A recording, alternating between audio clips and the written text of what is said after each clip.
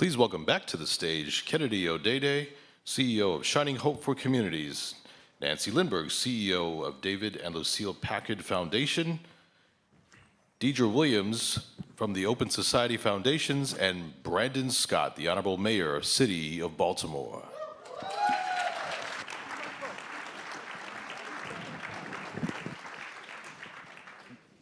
Welcome, everyone.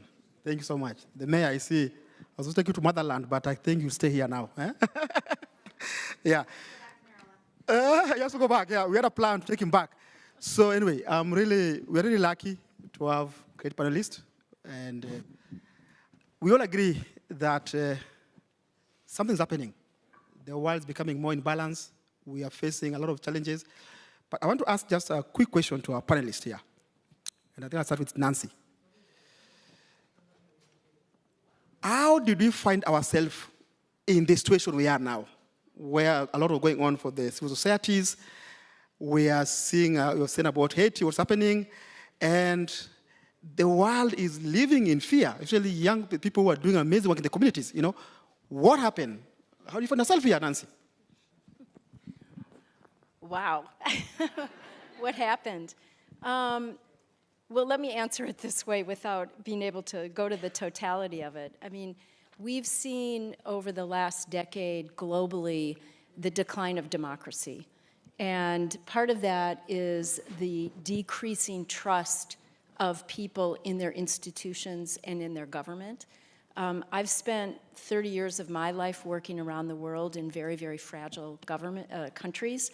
And the key characteristics of those countries are what we are seeing spreading even more broadly, whether it's concentration of wealth, polarization of society, the distrust of the elites, the factionalization of the elites, and really, really importantly, lack of social cohesion. So people are at odds with one another, you've got polarization, and we are really seeing a rise of this globally. It's not a new phenomena, but it has definitely gained steam. And there is a closing of the space for civil society to operate around the world. Thank you. Deidre, please. I think if I build on what Nancy said, there's a part of this for me that's about, we forgot the people. We forgot, you know, you and I sat outside talking, and one of the things you said is, we forget that the power lies with the people.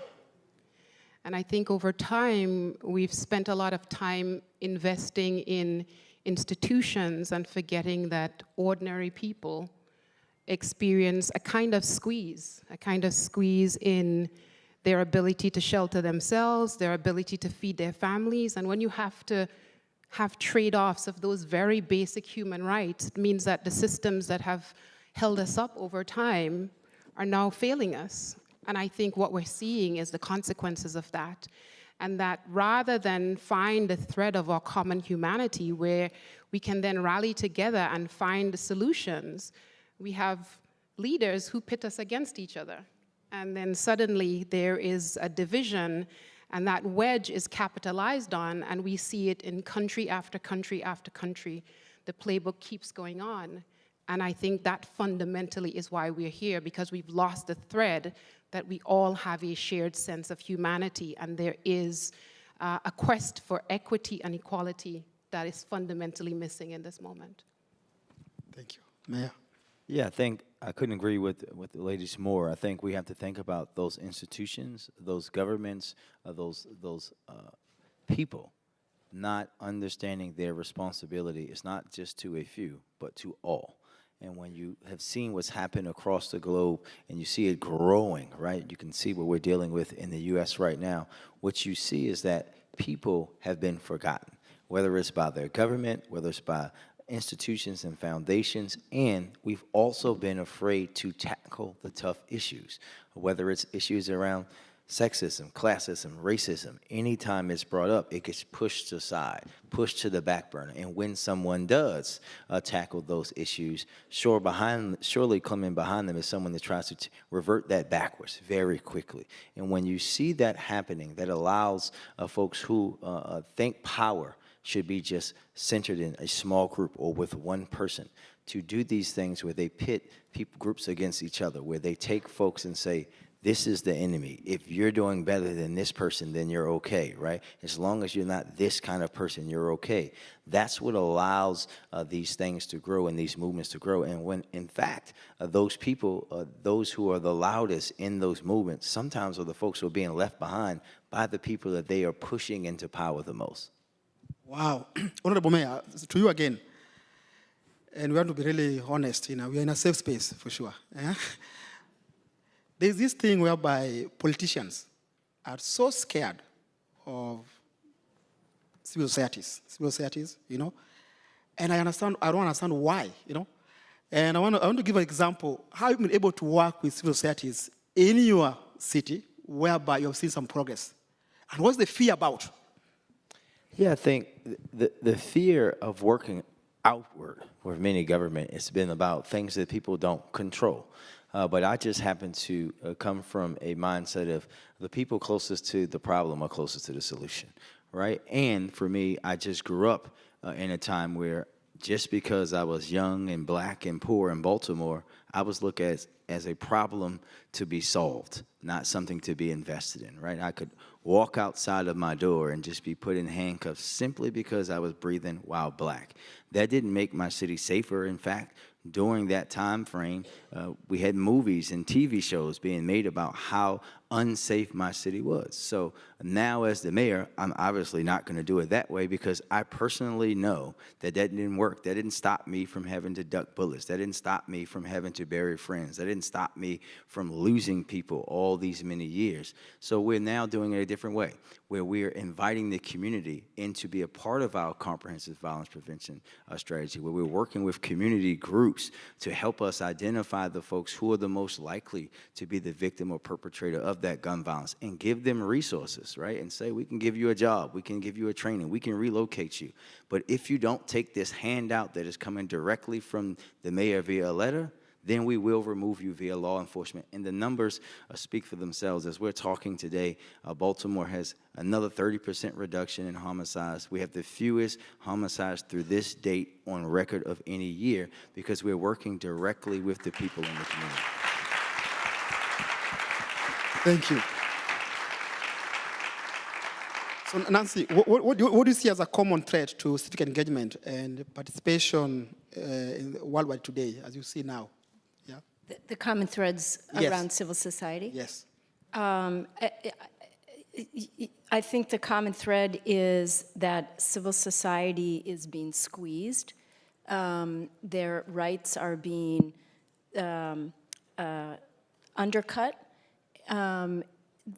We see this in almost all the countries around the world where we work, including this one, where freedom of speech, freedom of assembly are challenged often. Most importantly, we see leaders and the members of those organizations often being harassed by authorities, being doxxed. They fear for their physical security. And so at the Packard Foundation, we actually have laid on an additional set of offerings for all of our partners, and it's true globally, because they need different supports. So we've set up resilience hubs in all the countries so that they can access legal assistance, crisis communications, physical and cybersecurity assistance. You know, it's a hard time to really pursue a civil society mission, and it's more important than ever. So we, in addition to those resources, we've really pushed hard on long-term flexible funding so they can pivot when they need to based on the obstacles that they're encountering. So we need civil society more than ever, and we need to help civil society organizations navigate these new challenges that are really, we're seeing them everywhere. Oh, wow, thank you. Deidre, I know the Open Society has been really working a lot with the civil societies for many, many years, right? Do you see, in terms of threats, most of them are going through a lot now. Do you see any change with the past and now? Can you say that right now things have been much more difficult compared to the past? Or you have seen this coming and going? And then how do we, how can you, how be able to support them in this kind of moment? Yeah, I think if I reflect on your question, do I see things, how do I see things now compared to the past? I think I want to flip the question and ask it from our perspective as how have we understood civil society in different ways in this moment as compared to how we traditionally did? I think as institutional philanthropy, part of what we've done is we've funded at the global level, and we've funded formal civil society at the global level in particular, because it's easy to reach. We've sort of supported the beast at the top, and by doing that, we've hollowed out the bottom. And those roots on the ground that really need the support, back to the question about locally rooted communities having the voice and the vision and the knowledge about what change they specifically need to make their lives different, we've lost that thread. We're starting to get it back by thinking about questions of long-term flexible funding and how we support organizations over the longer term. But the funding space is still too fragmented. And so part of what we have not been fast enough in doing as institutional philanthropy is enabling the space for civil society to take charge of their own destiny and guide and be the voice that guides us in the decisions that we make. And so in my organization, Open Society, with the program that I lead, part of what we're doing in this moment is really being intentional, saying, what are we hearing from the field? And a big part of what we're hearing is the funding is fragmented, and because it's fragmented, we cannot plan and strategize over the long term. And so for us, it's more than long-term flexible funding. It's how do we support spaces so that people can actually come together, strategize, plan over the long term, form new alliances, find new partners, so that the change that needs to happen can actually take hold in different constellations than we might have imagined. Thank you so much for that. Yeah, because as you say that, I see things happening around, and comparing it to my country and the work I do, I realize that right now there is a moment whereby people feel like you're on the right side, and there's no talking to each other, right? I wonder if we should start thinking of ways of engaging civil society to talk to each other, right? Because, as you know, there are some other groups that are also doing the opposite, right? And there's a gap there whereby no one wants to talk to each other. What do you think about that? Listen, we have to figure out ways to work together, especially when folks are trying to accomplish similar goals. And I think that when you think about this world that we live in right now, that is very divisive. And when you think about especially organizations that are trying to push issues, this is not the time for infighting. This is not the time for fighting over crumbs, because quite frankly, all the money is being cut off, right? And we have to really be strategic in our efforts. And that's going to require a lot of ego checking. That's going to require a lot of folks to do a lot of deep soul searching about whether they're actually in this work for the people or the prestige of being in the work. And I think that we cannot come out of this moment that we're in not in a more tight-knit, because there's no hiding. There's no running away. None of us are safe, right? And we have to work together to, again, show that the power really is with the people, and the power is with the people who want to do the right thing for the right reasons. And that interconnectedness is something that I think that we should be really focusing on in this moment. Kenny, can I? Please, Nancy. I think you got some applause coming. I just want to add on to Deirdre's really important point, because the hopeful piece of that is that over the last 2 years, there has been a concerted effort among both the philanthropies and it was a multi-donor effort to increase the amount of international funding that went to local organizations. Including USAID, really took it seriously and moved the needle for the first time after lots of years of thinking about it. And so in the philanthropic world, we had some pretty big shifts with a number of foundations, making a pledge of 25% of their spend going to local organizations, and many of us exceeding that. We're up to almost 50% of our international funding goes directly to local organizations. And you know, we all know how important that is. We don't seek to do 100% because I think there is real value for local organizations to be in an international ecosystem for sharing ideas, being allies with one another. I mean, so you do need that broader ecosystem, but I think there's been progress. You're absolutely right, but I do take hope that I don't think we're gonna walk away from that progress, especially now. Wow, Nancy, that's amazing. And now let's move to something that is now hopeful, right? As you see the world, what's happening, what gives you hope? What is the hope? Will the world be a better place? You know, as someone who grew up in a slum, and I saw a lot of challenges, but I bought one soccer ball, and I was able to form the movement. I was telling Dira the story, whereby I believe in the people. And as you said, I think we didn't learn from COVID. We left localizations, you know, and yet they're the one dealing with the issue on the ground. So for me, my hope is that we can go back to the ground. Mayor.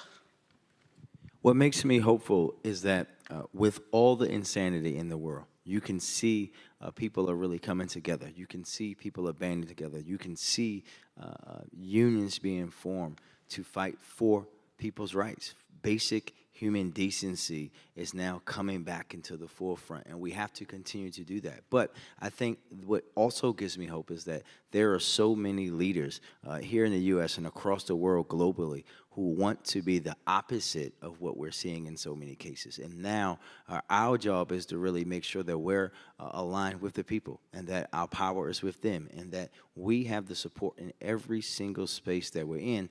And again, those unions between foundation and government, between foundation and community, people have to be more united, because when you see the organization of the folks who are doing things for evil, right, we have to understand that we have to be just as organized, if not even more organized, if we're going to combat all the things that are happening in order to press us in a way forward to be able to realize what's righteous for folks.